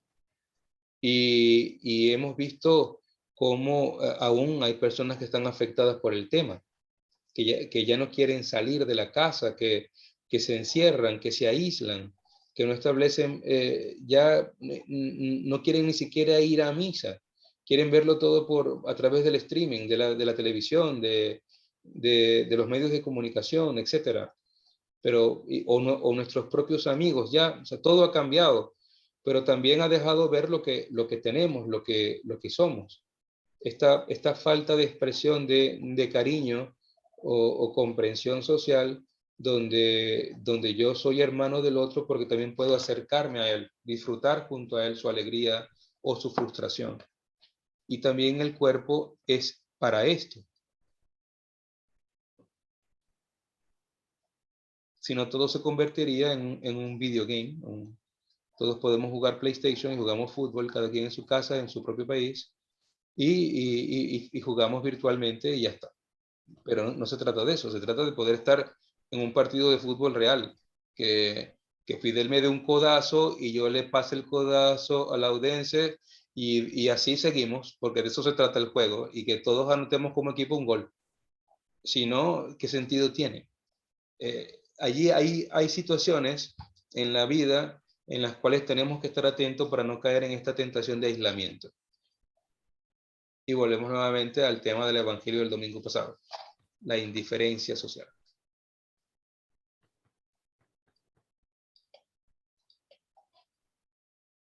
Bueno, padre, disculpa, estoy levantando la mano. A ver. Ok. Sí, no, me viene a la mente cuando tú estás haciendo esta exposición sobre la carne, ¿no? Me viene a la mente el tema del misterio de la encarnación de Jesús, porque ciertamente, viste, esto es central, el misterio de la encarnación, porque Jesús verdaderamente toma carne, y, o sea, quizás a lo mejor, como tú lo estás exponiendo, y me viene a la mente, o sea, y que realmente en el buen sentido de la palabra de la exposición que estás haciendo, porque en el fondo Jesús no solamente se hizo hombre, o sea, plenamente hombre, sino que quizás lo comparo con lo que estás exponiendo, porque cuando conversas sobre la bazar, ¿no? Esto de la carne, porque Jesús también fue frágil, débil y tuvo caducidad en cuanto que asumió, ¿no? La carne, y que es una carne también de María, ¿no? O sea, es claro, me imagino que hablarás más adelante del misterio de la encarnación, ¿no? Sí, no, pero me parece muy oportuna la participación. No he querido meterme todavía con la parte de la encarnación del verbo, pero sí es así, es correcto lo que estás diciendo, totalmente. Lo mejor de la carne, es tan buena la carne que Dios se hizo carne, participó de nuestra especie. Y todos aquellos que son enemigos de la carne, o sea, miren, yo no sé si ustedes tuvieron este problema durante la pandemia. En Venezuela yo sé que todavía la cosa es un tema delicado, que hay todavía muchos contagios. Aquí, gracias a Dios, ya no tanto. Y ya estamos con más libertades, incluso dando la comunión en la boca. Pero eso fue un tema, la comunión en la mano. Un tema. La iglesia, durante 9 siglos, y esto está en todos los manuales de historia de la iglesia y de liturgia, durante 9 siglos dio la comunión en la mano. Cuando se comienza a hacer una reflexión filosófica del misterio pascual y las espiritualidades en torno a la Eucaristía comienzan a surgir desvinculadas de la resurrección y las tradiciones hebraicas, se pasa del pan ácimo a la hostia. también para facilitar la comunión de las masas. La hostia es pan, comprimido, pero al fin y al cabo pan. Es la misma composición química. No será pan francés, pero es pan. Y cuando la gente, ante una medida sanitaria transitoria, eso pasó aquí en Curazao. Nuestro obispo dijo, mientras perdure la pandemia, se prohíbe dar la comunión en la boca, todos tendrán que recibir el cuerpo de Cristo en la mano. Miren, aquí hubo gente que dijo, me cambiaron la fe, no sé qué más. Venían a misa con unos pañuelitos que se inventaron porque alguien en YouTube dijo, y yo decía, o se la doy en la boca o se la doy en la mano, pero en el pañuelito no. Y bueno, yo tuve problemas con esos 2 días, sobre todo con una feligres aquí, mexicana, que los mexicanos son terribles. Ustedes no se imaginan lo piadosos y religiosos naturales que son los mexicanos. Es como, no sé, es como enrazar a un maracucho místico con un andino. Eso es una cosa, eso tiene que ser terrible. Eso es algo impresionante.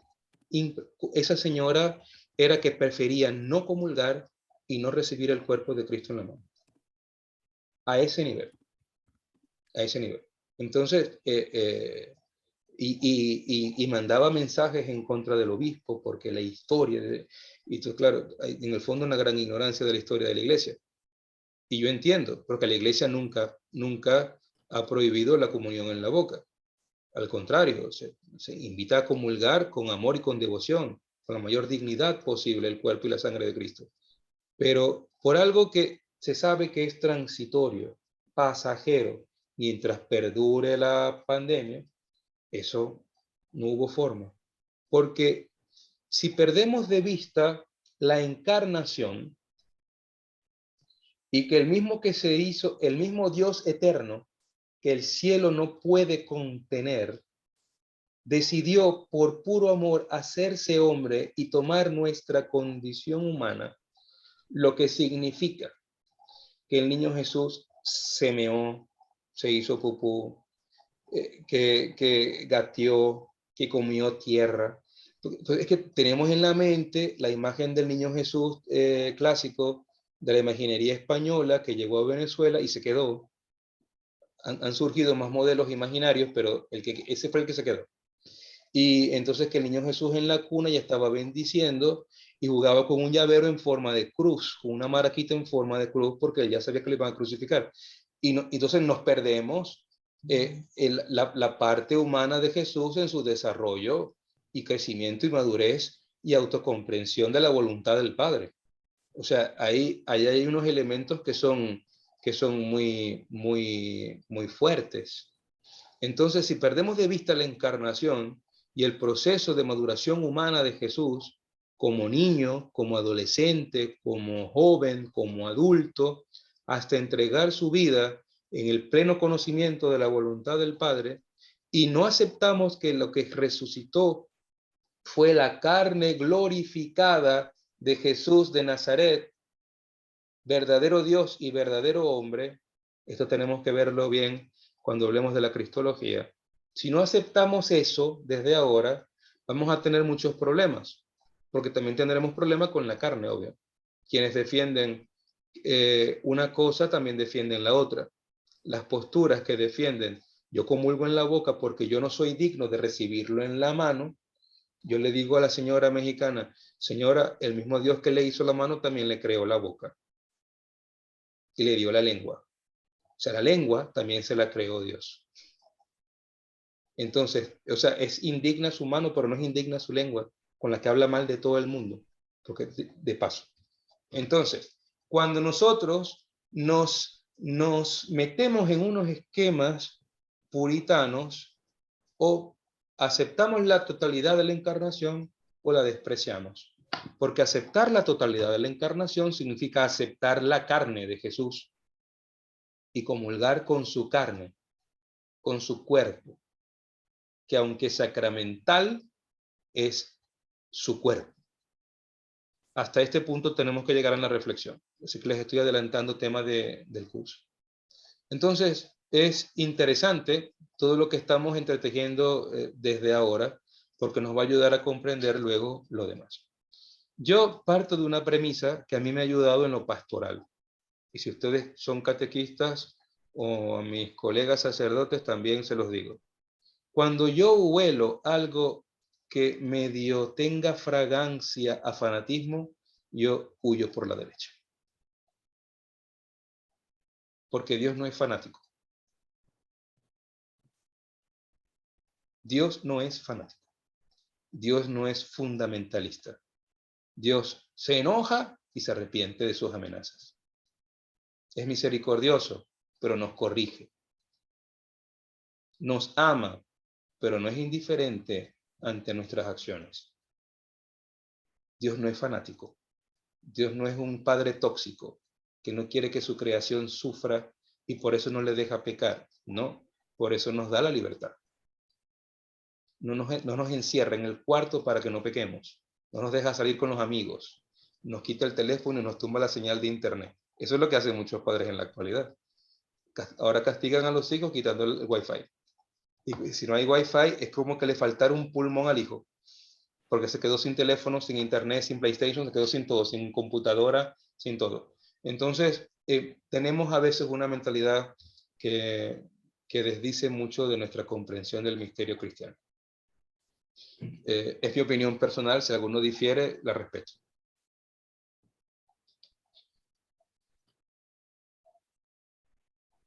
La carne no es principio del mal, pero sí hay algo que todavía nosotros tenemos que entender, y es lo que nos dice el profeta Ezequiel.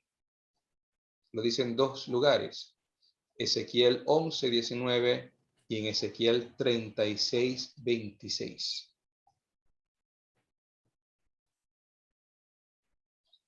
Y dice, les daré un corazón de carne.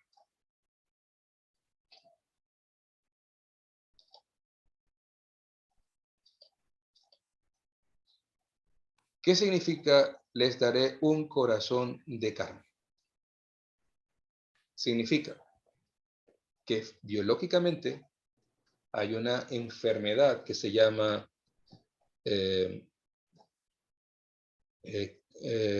cardioesclerosis, si mal no recuerdo el término. Y la cardioesclerosis es que el corazón se va solidificando, se va haciendo como una piedra. Y se pierde la irrigación sanguínea dentro de las paredes del corazón. Y el corazón se va como endureciendo y no hay bombeo de sangre, la sangre no circula. Si no hay sangre, no hay vida.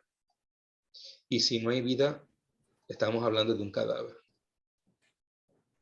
Darnos el corazón de carne significa que la carne, en primer lugar, es principio de vida.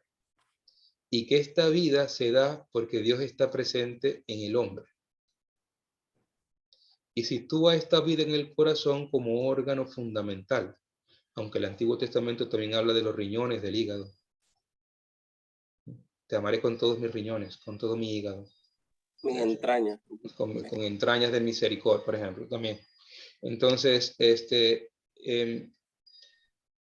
allí ya vamos viendo un poco a lo que se refiere el concepto carne. Y una cosa más.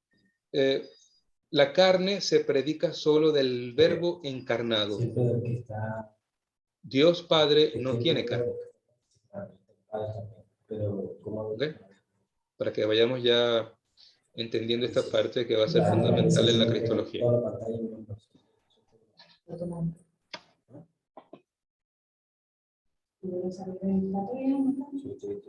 El otro término es nefes.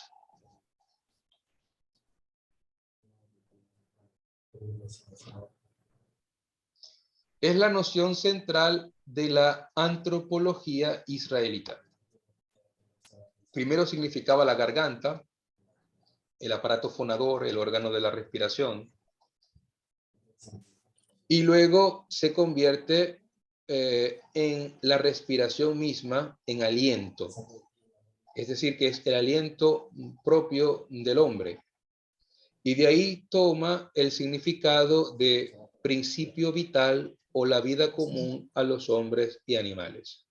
Si respiramos, vivimos. Si no respiramos, nos morimos. La nefes designa al propio ser viviente en general,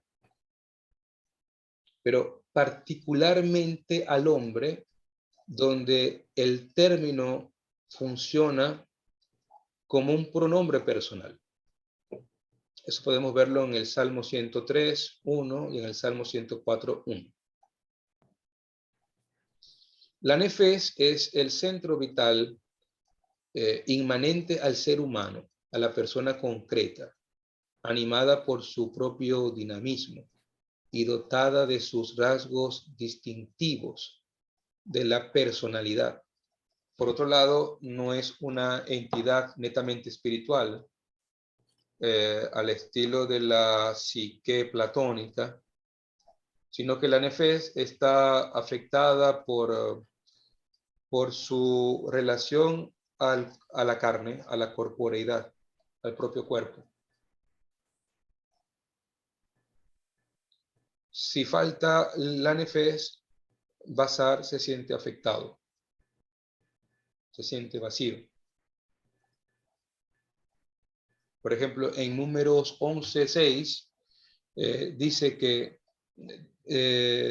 cuando el pueblo estaba hambriento por el desierto, tenía la nefes seca. O por el contrario, disfrutaba de los buenos manjares. Isaías 55:2.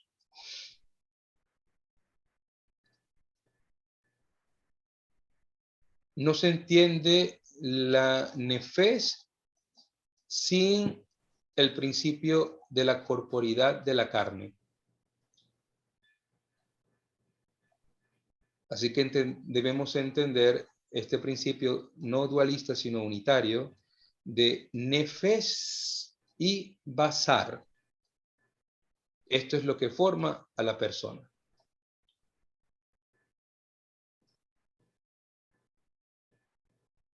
Somos una realidad compleja, pluridimensional, pero a la vez, y sobre todas las cosas, somos unidad, tanto en el plano psicológico como en el plano orgánico.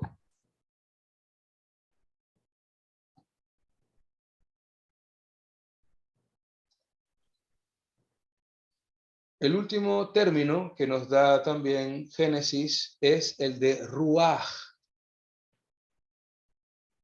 que significa principalmente brisa, viento, y luego va a significar la respiración o la vitalidad. Pero en la mayoría de los casos se va a referir a la vitalidad o al espíritu o la respiración de Yahvé. Y en el caso concreto de nuestro relato de la creación, es la comunicación que de ese mismo espíritu Dios hace al hombre. Cuando dice el texto, e insufló en sus narices aliento de vida y resultó el hombre un ser viviente.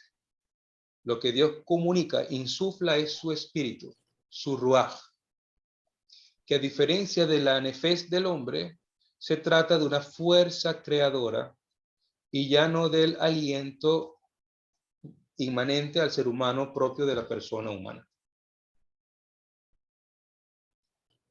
Entonces, tenemos aquí la composición del hombre.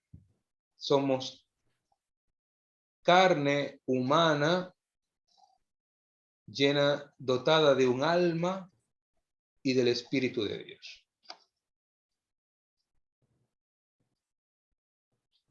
Aquí podemos decir que esto, el concepto que nos dan los relatos de la creación, tanto el sacerdotal como el yavista, es un concepto teoantropocéntrico. Es decir, el hombre tiene su origen mismo en Dios.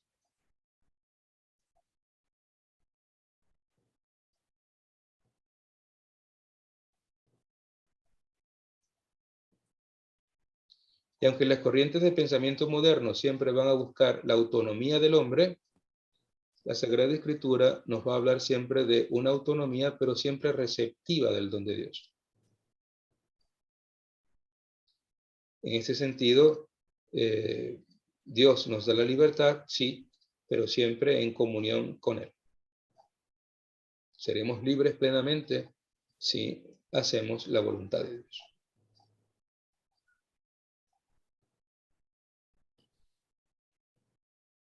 ¿Preguntas? Solo quería hacer un comentario, si me lo permite. Uh-huh. Escuchaba a un rabino y me decía que la palabra Yahvé realmente las letras fueron incorporadas para poder ser pronunciable. Realmente el nombre de Yahvé es un suspiro, ¿sí? Y que si ustedes le quitan la letra es impronunciable y suena como un suspiro. Ese es el nombre real de Dios. Es el suspiro, el que insufla la vida. Por eso es que es Yahvé. Es un suspiro del cual proviene todo lo iniciado por quien es Dios. Eso así lo expresaba él. Así es. Habría que meternos un poco en la historia masorética y de cómo se trasladaron las vocales de Adonai al tetragrama divino. Y siempre había citas marginales o a pie de página, las masoras magnas y las parvas, las mayores y las pequeñas. Y en estas masoras o notas marginales se decía, se escribe así, pero se pronuncia así, por el temor reverencial.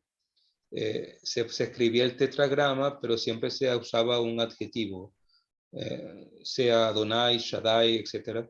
Pero luego se fueron incorporando bajo el tetragrama las vocales de Adonai, y obviamente cuando se pronunciaba, sobre todo en las transliteraciones, se decía Yahvé o Jehová, dependiendo si lo pronunciaba un latino o un gringo, y de ahí la derivación de los distintos nombres. Pero a Dios se le conoce más por sus atributos, y el Antiguo Testamento es un eco de eso. Vamos a verlo después también, cuando estemos viendo el nombre de Yahvé. Bueno, entonces, esta es la clase de hoy. Hasta aquí llego yo. Se me secó la garganta. Necesito el ruaj de Yahvé para poder dar la Eucaristía ahora, para poder celebrar. Hay un texto que quisiera compartir para que ya comencemos a reflexionar también un poco en clave eclesiológica. Porque me gustaría mucho que a esto nos ayudase el curso. Este libro de Ratzinger que tengo acá, Fe y Futuro, este es un librito que se lee bebiendo café un domingo por la tarde. Se lee muy rápido. En la página 104 de esta edición que yo tengo, que es del año 2007,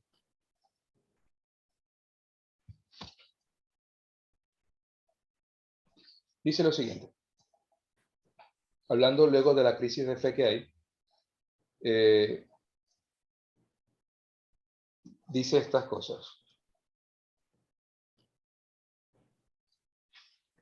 Demos un paso más. También en esta ocasión de la crisis de hoy, surgirá mañana una iglesia que habrá perdido mucho. Se hará pequeña. Tendrá que empezar todo desde el principio. Sí. Ya no podrá llenar muchos de los edificios construidos en una coyuntura más favorable. Perderá adeptos y con ellos muchos de sus privilegios en la sociedad. Se presentará de un modo mucho más intenso que hasta ahora, como la comunidad de la libre voluntad a la que solo se puede acceder a través de una decisión. Como pequeña comunidad, reclamará con mucha más fuerza la iniciativa de cada uno de sus miembros. Ciertamente, será también nuevas formas ministeriales y ordenará sacerdotes a cristianos probados que sigan ejerciendo su profesión. En muchas comunidades más pequeñas y en grupos sociales homogéneos, la pastoral se ejercerá normalmente de este modo. Con esta forma seguirá siendo indispensable el sacerdote dedicado por entero al ejercicio del ministerio como hasta ahora.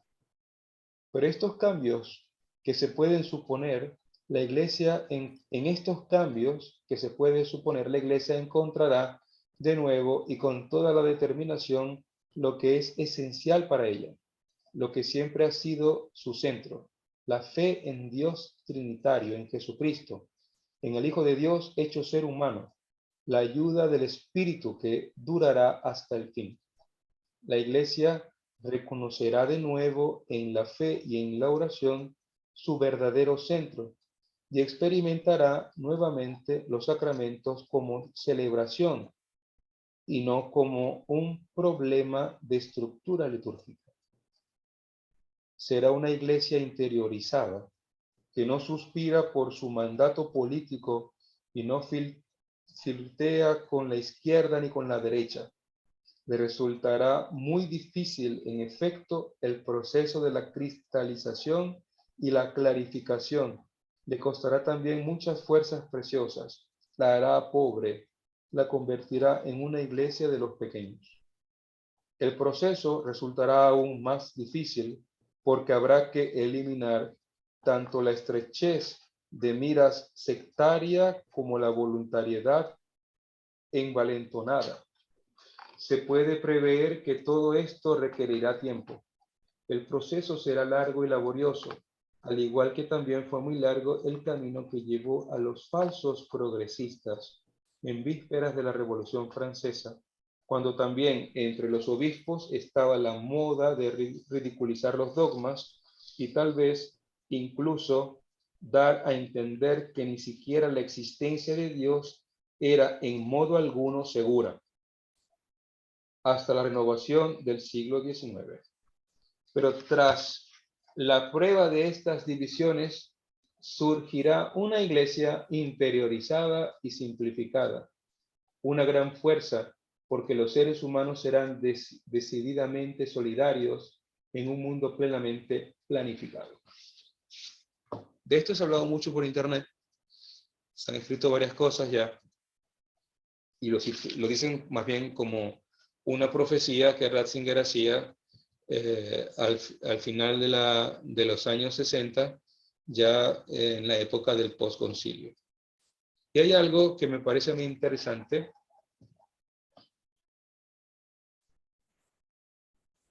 Perdón que se cortó. Y hay algo que me parece a mí interesante, y es que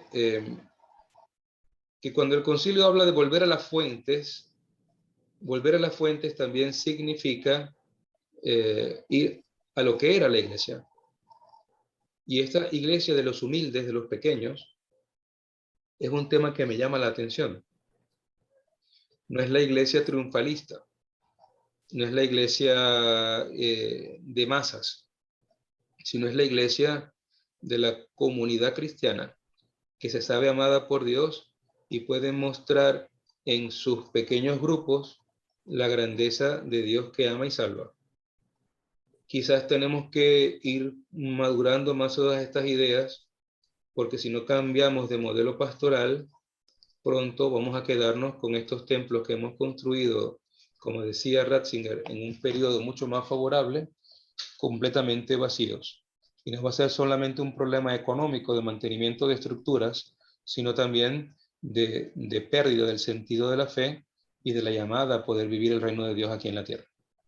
Entonces, es tema para que reflexionemos y iremos siempre comentando algún texto al final de la clase. Así que espero que les ayude. Si hay alguna pregunta, por favor, anótenla yo tengo que irme ya a la parroquia, no me puedo quedar hasta el final.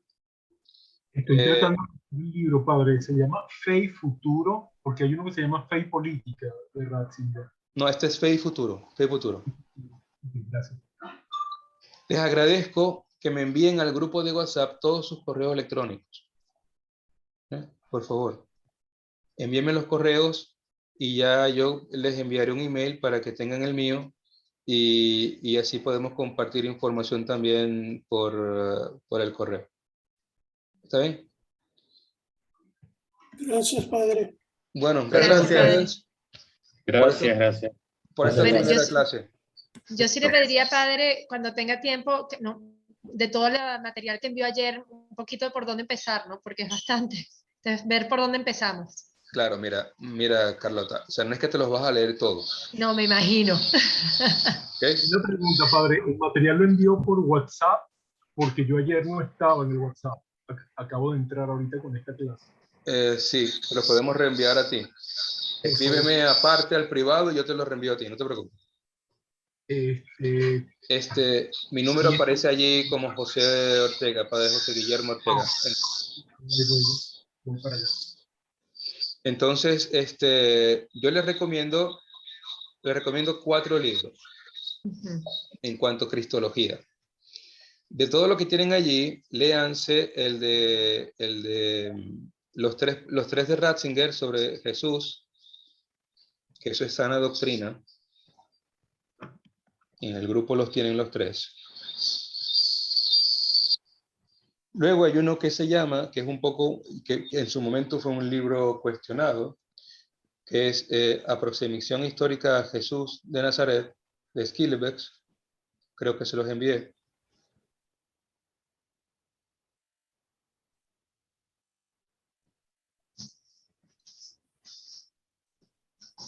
A ver, para estar seguro.